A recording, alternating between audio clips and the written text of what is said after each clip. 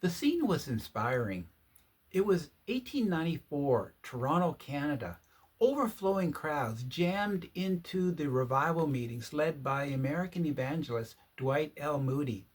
For this event, Anglican clergy played a key role in bringing Moody to Toronto and supporting his popular revivalism. The Reverend Dyson Haig, a popular Anglican leader, admitted that Moody's cup was not of polished crystal, yet it contained living water, and it was the water that people wanted. The Anglican Church of Canada was vibrant for the first 7 decades of the 20th century. In 1966, its membership was approximately 1.3 million, the highest for any Protestant denomination in Canada. However, soon after, progressive Christianity began to take hold of many Anglican churches.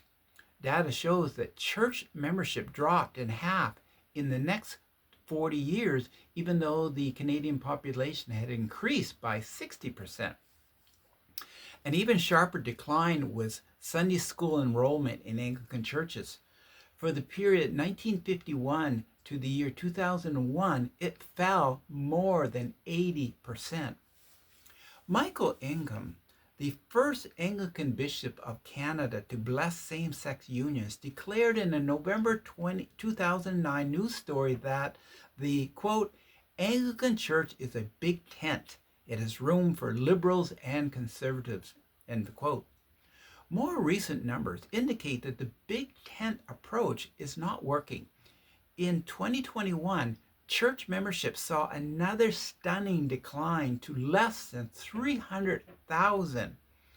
Worse yet are the actual church attendance of less than 65,000 for the year 2022.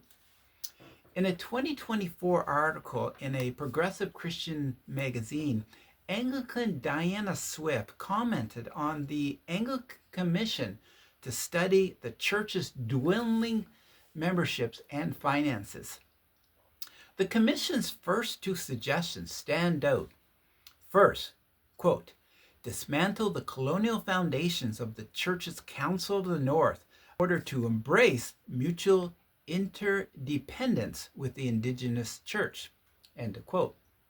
Second, dismantle the racism and colonialism that built into governance structures in a bid to diversify participation, end of quote. In the other suggestions, there is no mention of Jesus Christ or the gospel. In the comment section, Elizabeth McCowan wrote, quote, why is the Anglican Church in this position? Because they have lost their way.